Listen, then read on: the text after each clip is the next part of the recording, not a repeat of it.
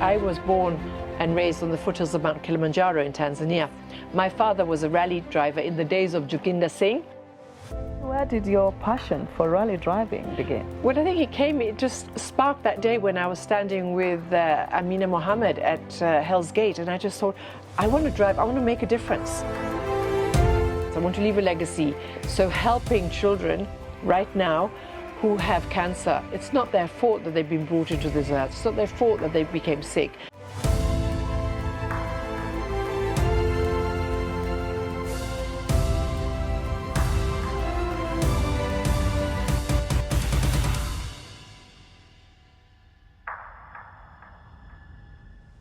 Tonight, I've got something truly special lined up for you. I'm sitting down for an exclusive chat with one and only Lisa Christoffersen, the star of The Real Housewives of Nairobi. But before Lisa became the talk of town, her life was a bit of a mystery. Hello and welcome to Traktion. My name is Persil Telewa. And together, let's peel back the layers of Lisa's incredible journey, from her roots in Tanzania to making waves in Nairobi's business and reality TV scenes. We are going to dive deep into her story, so grab a seat, folks, and let's uncover the secrets behind Lisa Christoffersen's rise to fame and the beautiful cause she's working on right now. So how is your typical Saturday like? So Saturdays I normally start by doing boot camp, a serious workout at the gym. Every Saturday, and I love the fact that we do boot camp outdoors. I'm such an outdoors person, so in the garden, because you have nature. A lot of space. Yes, yeah. So I love doing boot camp. We do a lot of the TRX, boxing, body weights, and also physical weights as well. So I do that normally every Saturday. I love waking up early as the sun rises. Just sitting outside. You watch it rise. I watch the sunrise, listening to the birds chirp, awakening. Life is so amazing. It's that energy. Great.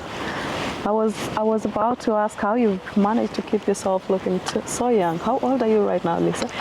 Would you ask a lady that question? Ladies nowadays say. Really? Yeah. No, mine is the best kept secret.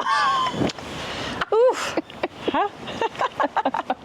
Yeah, but what? There's a saying, you're only as old as you feel. Yeah, I agree. And there is something about, you not taking sugar. I think it has also been a factor, hasn't it? I don't take sugar at all. I'm a cancer survivor, so you know that the sugar feeds the cancer cells. So they grow and expand very fast. So sugar is absolutely a no-no. And there's no reason to, if I'm having this lemon ginger tea, dawa, I want to taste the ginger, the squeezed lemon in it. If I add honey or sugar, it's going to distort the taste. It dilutes it. Yes. Tell me about your cancer. So in 2006, I have 2 children, and they were under the age of 10, both of them, son and daughter. Yeah. And I woke up one night in a bloodbath. I was bleeding crazy. So I went to see the gynecologist, the guy that had delivered my children. And he did, in 3 months, he did 4 DNCs on me, which, they take you in, they put you under anesthesia, and they scrape everything out from your uterus. Women have fibroids, take it to the laboratory. And he was like, you're absolutely fine.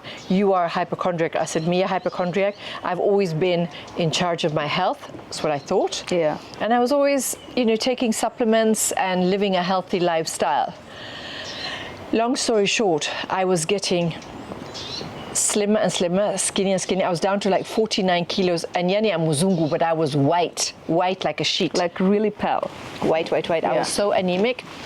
I called some girlfriends in Johannesburg and I said, look, I think I need to see a really specialist in the gynecological field. And one of my girlfriends, Virginia, said, well, there is this doctor, he's amazing, Peter Cameron, but he has a waiting list for 6 months. He is, the top guy. Anyway, I said, I don't have 6 months, I'm really sick. And I felt every time I was walking, I felt as if my uterus was falling out. So it was awful. I couldn't walk 50 meters without coughing blood. No, I'm sorry. Which year was that? That was in 2006, October. Oh gosh, I'm sorry. I remember it so clearly. I flew down to Johannesburg on a Sunday afternoon on Kenya Airways, and Monday morning at 10 a.m., I squeezed my way in to see Dr. Cameron. And he realized I was actually very, very sick. He spent 10 hours doing all kinds of blood tests, x-rays, CT scans, you name it. Tuesday morning, 9 o'clock, I was diagnosed with stage 4 cancer. So what the gynecologist, this MD Patel in Nairobi, told me that I was fine. I had tumors, 2 tumors. One was 12 centimeters, one was 14. So they were pushing each other out. Yeah. That was why I was feeling as if my uterus was about to fall out. And that's why you're also coughing blood. No, then it had expanded to my lungs. My whole lung was one big cancer tumor. Sorry. So he said to me, look, do you want to talk to anybody? I said, you see anybody? Ni mimi peke yangu. I'm here alone. He said, look, I want to send you down to meet Marilyn. Marilyn is one of the top oncologists, cancer specialist in Johannesburg, and she was in the same hospital. I went to see Dr. Marilyn. She redid all the tests to reconfirm that the results were actually accurate. And I like that. You always like second opinion. Yeah. That's how it's supposed to be anyway. Second, third opinion, absolutely. And she confirmed that, yes, I did have stage 4 cancer. And she says, you know what? You've got 10 days to live, girl. But I'm going to do everything to try and save you. And I said, let's get this show on the road. So she said I was too weak to be operated on to remove that tumor in my lung. So she said, I'm going to apply through the Ministry of Health in South Africa the strongest chemo in the world.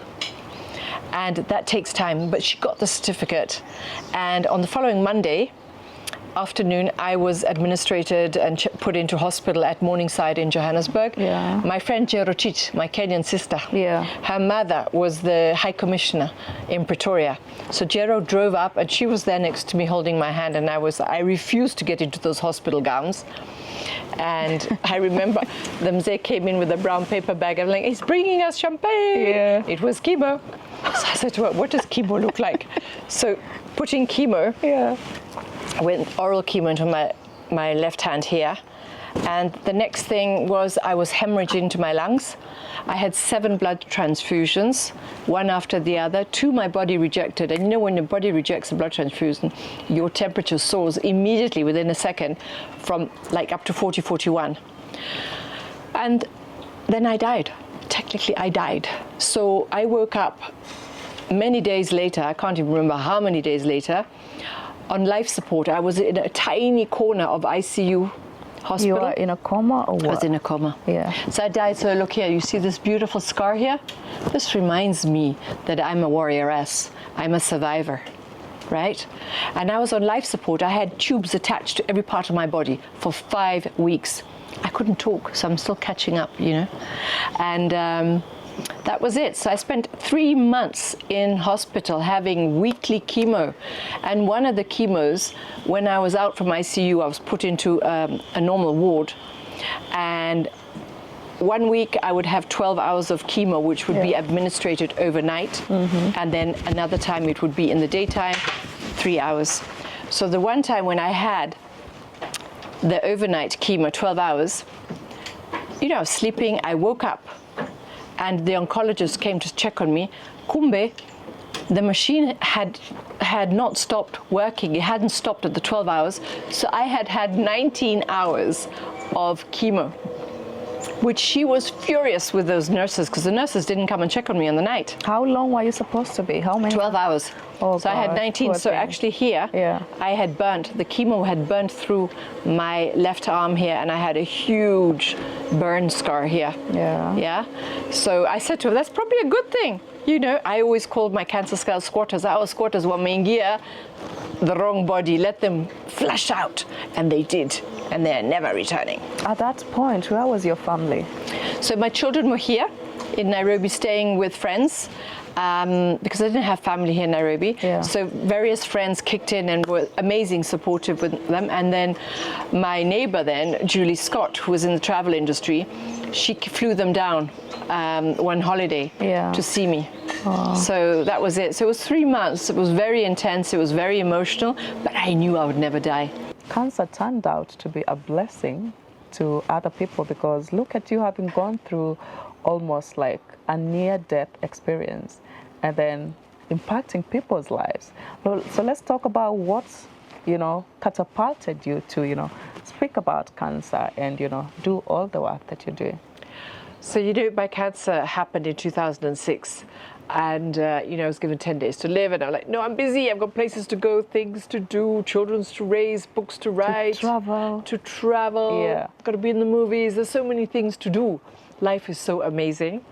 And so it took about a year for me to really gain my strength back. And yet again, there were so many things that I had questions. I was trying to find out, why did I get cancer? I always thought I was a healthy person, lived a healthy lifestyle.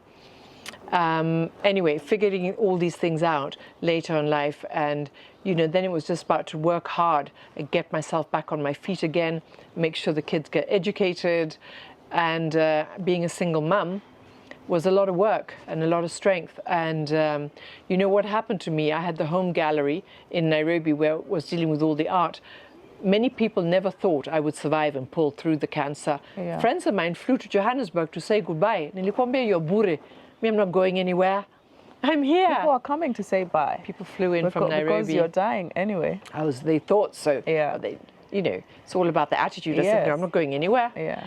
Anyway, but my accountant thought I was dying, and he ripped me of everything I had. He forged my signature. Stop it. And he robbed me of every shilling that was in the company bank account. He was selling art off that didn't belong to the gallery, pocketed the money. It was a nightmare. So after fighting for my life, I had to then fight for survival for my business. So there was a lot going on in the years after cancer. But you know, we are here today, and I've realized that it's such a blessing to be alive, and I want to make a difference. I want to leave a legacy. So helping children right now who have cancer, it's not their fault that they've been brought into this earth. It's not their fault that they became sick, but they need proper help. Are you, you know, sort of concentrating on a specific type of cancer, or is it all the cancers? It's all cancers. So, you know, the Kenyatta Hospital, the pediatric ward, they have the cancer unit there. So whether they have leukemia, whether they have tumor or blood cancer, we don't know them. And there are so many different types of cancers. We want to support them. So with the doctor who works next door at the Warwick Centre, she volunteers at the Kenyatta Hospital, and she's agreed to be in charge of the funds that we raise for the totos and make sure that the right medication is administered and it's given to the children correctly. Without, we hear stories about the medication being sold off and things like that. So we want to make sure it's done properly, and we want to record it all. But why children, I may ask, Lisa? Because why these little children, they need a lot of help. They need a lot of support, you know, and we're not sure if they're actually getting it. I hear a lot of terrible stories from this particular place, and I just want to make a little difference there. I'm helping many other people, empowering them through conservation, conversations about attitude.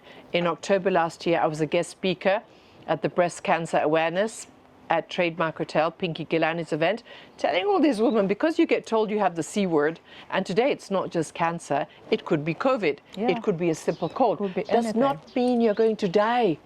You know, some people get diagnosed with COVID or cancer and they give up immediately. You have to fight for your life if you love your life, which you should do. And it's about that attitude, that you have that inner strength, and everybody has it. It's about finding it and being that warrioress that you are. You have to fight, and I see you fight a lot, you know, when you're doing everything about the rally driving. So I'm aware that you're planning these events. You're bringing together women from all across the globe to compete in this particular sport. I'm interested, fill me in, please. So WRC stands for the World Rally Championship, and it's actually predominantly men who compete on a global level in the World Rally Champions. And every year they come to Kenya. They brought it back again to Kenya a couple of years ago after losing it for some time. So World Rally Champions is back, and it's our famous safari rally. Kenya is a rally culture. It has been a beautiful country. You know, stunning. And, you know, I was born and raised on the foothills of Mount Kilimanjaro in Tanzania. My father was a rally driver in the days of Joginda Singh. Stop it. You didn't tell me that. I tell you everything. So is that I like that. Is that what drove you into rally driving? The Perhaps, passion, I don't know. Now, I'll tell you how I got into it. But in those days, when my Yeah. dad was driving, it Yeah. was the East African Safari Rally. So they Yes. drove Tanzania, Kenya, And Uganda. Uganda, yeah. But how I got into it was about 3 years ago. I was invited by the former CS of Sports, Waziri Amina Mohammed. Then, yeah. And Amina said to me, look, we're going for the day to watch the last leg of WRC at Hell's Gate in Naivasha. Let's go. So we choppered into Naivasha. I was there with the whole family. And I said to Waziri, wapi wanawake? The only wanawakes I'm seeing are like cheerleaders on the side of the roads. We have to change this. You're not seeing wanawake on the steering. No. Yeah. So I said, I'm going to start Kenya's first all-women only safari rally. And Waziri turned to me and said, I like it. Let's call it the Lioness Rally. So from that day, the seed was planted. An idea was born. An idea was born. I was watering the idea.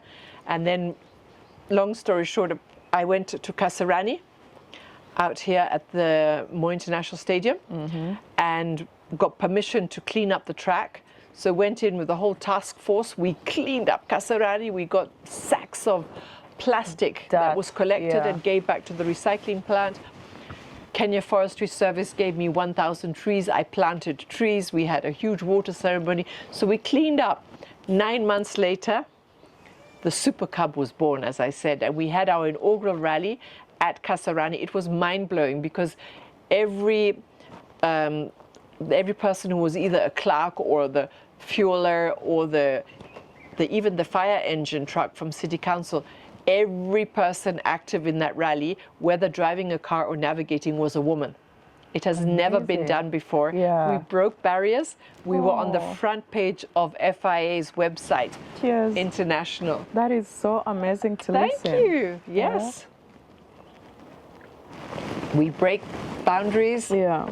And we did that. So that was a world phenomenon. I was interviewed by magazines all over the world, diplomats, the Diplomatic magazine as well, did a huge double spread on it, where my motto was, the only thing we leave behind is our tire tracks, right? So metaphorically, it's empowering women to take charge of their life in a very patriotic society, in a male-dominant sport, by driving. You're steering yourself in the direction where you want to go. Nobody can blame you for anything except yourself. So women take charge of your life by steering yourself in the right direction, metaphorically, right? So that's how it is to become a rally driver and learn to drive that car at a speed. What countries are participating in these, Lisa? From all over the world, but predominantly it's all the Scandinavian countries.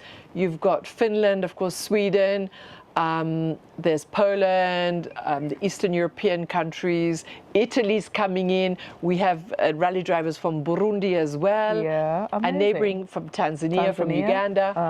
I haven't got the whole list yet because our president has moved it from January now to Easter, which is the end of March this year. Yeah, so when also, availability is going to be easier, for everybody at least. Yeah, and there'll be more visibility and more people will have time to come and watch and follow the rally, so it's very exciting.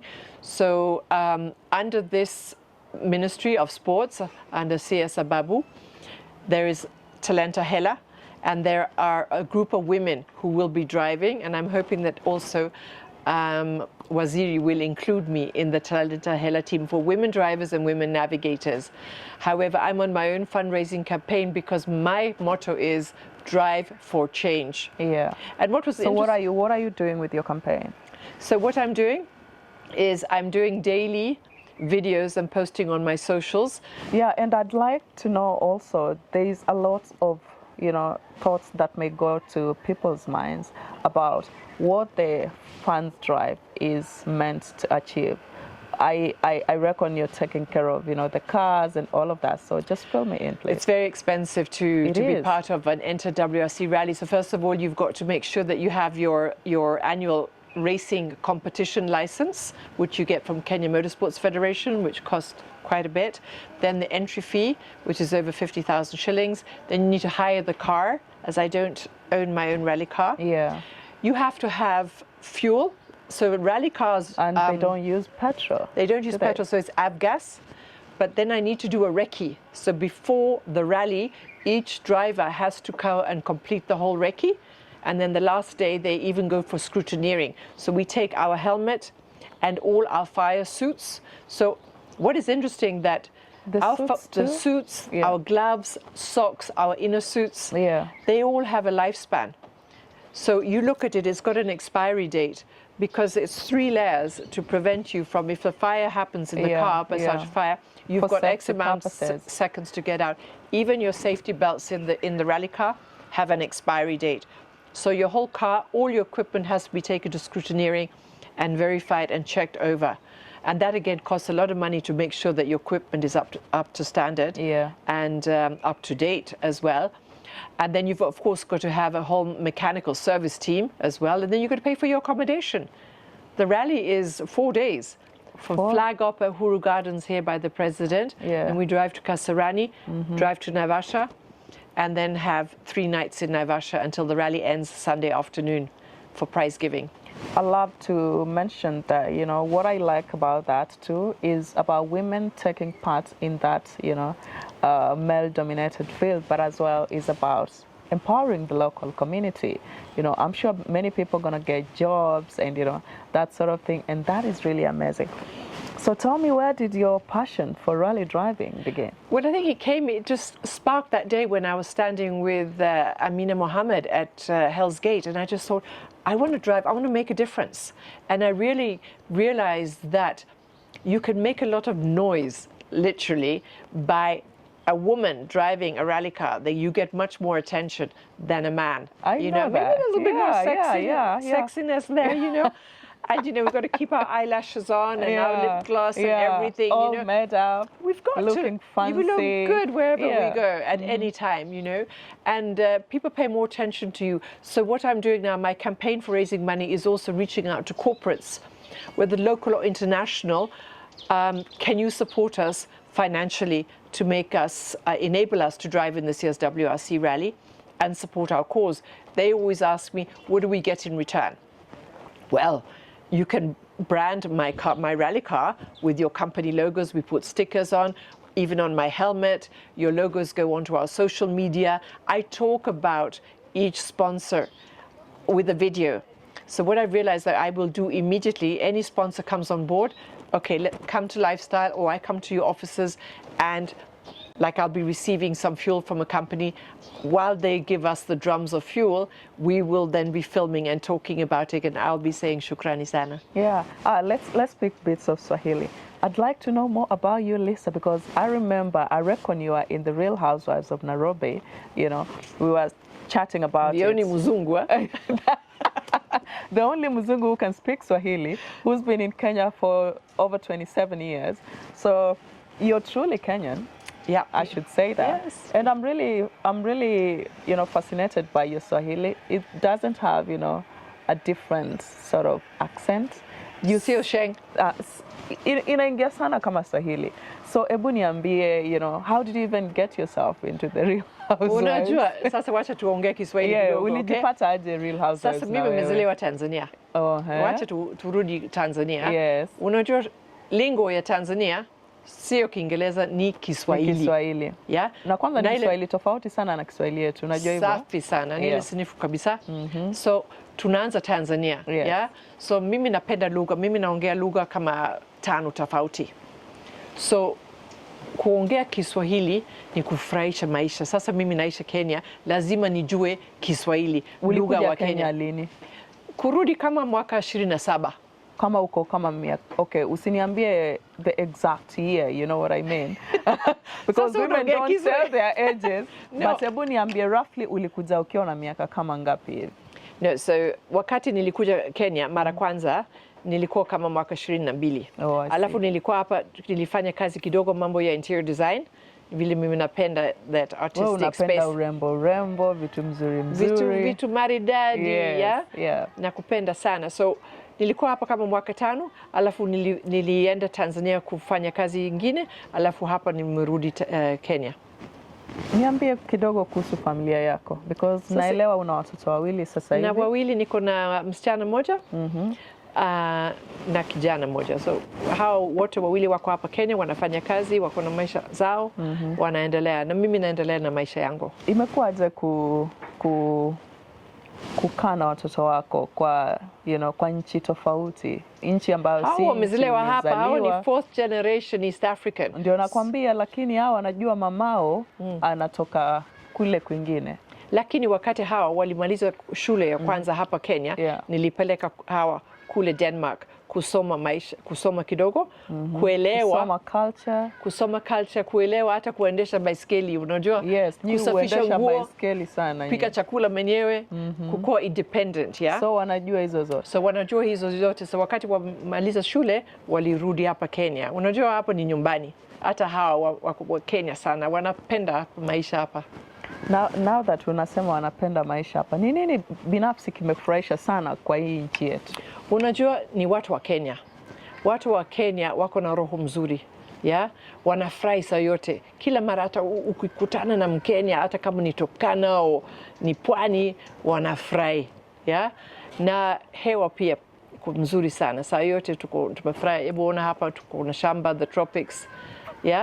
Na hapa maisha tofauti, kuna maisha ya safari. Tunaenda kuangalia wanyama, mara, Tsavo, unaweza kupanda mlima hapa, unaweza kuoga kule Pwani. Vitu mingi sana tofauti. Kuna watu ambao sana wana appreciate sana maisha ya nchi zingine, na ni wa Kenya. Ungependa kuambia nini? Kwa maanake wewe ni mgeni, lakini umeona uzuri wa hapa, ukajiambia mimi siondoki niko hapa nyumbani. Unajua wa Kenya wanaenda nje, wanafikiri vile wanasema kwa Kiingereza, the grass is greener on the other side. Lakini kama wanaenda nyambo, wanarudi zingine na mbiu, sababu wanaona maisha kule ni bure na ni ngumu. Unajua hapa unaweza kupata, kama uko na pesa, unaweza mtu kusaidia kufanya kazi kwa nyumba, kupika chakula, kusafisha. Si rahisi kule nje. Kule unafanya kila kitu mwenyewe. Kila kitu. So kama wewe ni mama, uko na mtoto, unapeleka mtoto shule, unapokea watoto, unaenda shopping, alafu utarudi nyumbani kupika chakula, tena uoshe nyumba, tena usafishe nguo. Hakuna masaa kurelax, kupumzika chochote. So unajua kama una appreciate maisha, tuna appreciate maisha hapa Kenya sana sana. Nimeona maisha yako kidogo ni tofauti, na ningependa unielekeze, because una hisia tofauti kuhusu vile afya yako inafaa iwe, na nilikuwa nakuuliza hapo awali, unaenda gym ama umeweza aje kuweka mwili wako ukiwa hivi sawa? Unajua ni lifestyle, unachagua mwenyewe. Mimi napenda kulala mapema. Mapema saa ngapi? Kama saa 3 saa 4 mwisho usiku. Alafu nakupenda sana kuamka mapema. Wakati jua unaanza kuwaka, unaanza kusikia madege, wanaamuka pia. Na hii ni masaa mimi nakaa na kahawa yangu, naandika yote. So leo tutafanya nini? Na plan kila siku kuandika kila kitu. Alafu naenda gym. Naenda kufanya mazoezi kidogo. Hii wiki nimefanya mara 4 kwa wiki. Hata kesho taenda kufanya kitu tofauti. Ingine nafanya kickboxing, ingine ni bootcamp, alafu siku ingine labda ni pilates, maana yoga. So tunafanya tofauti. Lakini ni kama mental gym, ni asubuhi, hata kusoma kitabu na kuandika. Mimi ni mtu naandika, nimeshaandika kitabu 3. So guidebooks 2 ya Kenya, from A to Z. Alafu during COVID niliandika story mzuri ya watoto, naitwa Monkey's Wedding. What happens in Africa when the sun shines and it rains at the same time. We call it a monkey's wedding. Oh, I see. Tell me about your conservation as well. Well, the environment thing is from starting here at Lifestyle, is plastic. Plastic has been a big issue, and I think it's a global issue. What do we do about the plastic? Okay, so some years ago, I was curating a photographic exhibition called Kenya Through the Diplomatic Lens. And it was for all ambassadors and high commissioners in Kenya to take photos. There was a judge, there were 5 judges who were judging the quality of the photos. We then did a big exhibition for 1 month at the National Museums of Kenya, and Margaret Kenyatta was our guest of honor then, and we had 500 people. There I met a young Indian whose family have started a recycling plastic plant in Athi River. So today we have these big gunias here. We fill them with plastic. They get sent back to the factory, put in the machines, out comes polythiren thread. Yeah. Now they can make reused and recycled. For like t-shirts. So we were giving it to them to make like t-shirts for the little totos playing football or other sports, or just wearing them. So we were calling it Barabara to a cleaner environment. So I think it's teaching people, and you start from home, how to start recycling and preventing plastic and keeping our environment clean as well. I had last week the privilege of having the governor of Lamu paid me a courtesy call. We're interested in doing some projects in Lamu, and he was telling me one of the projects there, they have a women's group, and this is all about the women, remember, who clean up an area of Lamu so that the turtles can nest and have their babies. Many of the turtles, so they swallow the plastic and they die. That's so beautiful. We have that story all over. And you know, many people here, they're like, oh, what do we do with our plastic? In the gunia here. And then we give out the gunias to many people as well, so they can take home and do the be same. conscious. And you teach your staff as well about plastic. Everything plastic naingie gunia. So that's you have to start from home. And there's so many other things that we can do. So, you know, like I said, even with the rallying, the only thing we leave behind is our tire tracks. Yeah, the only thing we leave behind is our tire tracks. And today, the only thing I'm going to leave behind, Lisa,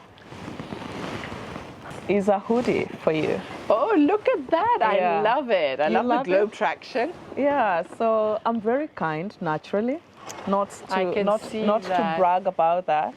And I love to extend bits of kindness to the people I meet. Thank you so much. I love that. So while you're going out on a safari on a cold morning. Oh, look at that globe traction with Persil Telewa. I love it. You can put it on, depending on how you just Am I cute or what? You are. This is so cute. You just put them on with your shorts. Oh, let me give you a hug. Thank you. Thank you so much. That is so considerate. You're welcome. You're welcome. You know how women love to receive gifts. Yeah, and you know how Kenyans are givers, right? That's what another thing I love about Kenyans. We love to give, so they're very generous. It's just our culture. I really, you know, appreciate the work you're doing, specifically with the WRC women. Thank you. I can't wait to see how it goes, because I know it's going to be bomb. It's going to be so exciting. I'm going to make sure I create some time to just come and, you know. And cheer Lisa. Yes. It's going to have, my car's going to have the sticker, life is so amazing. How many are competing? We haven't got the final number because entries are still open. Yeah.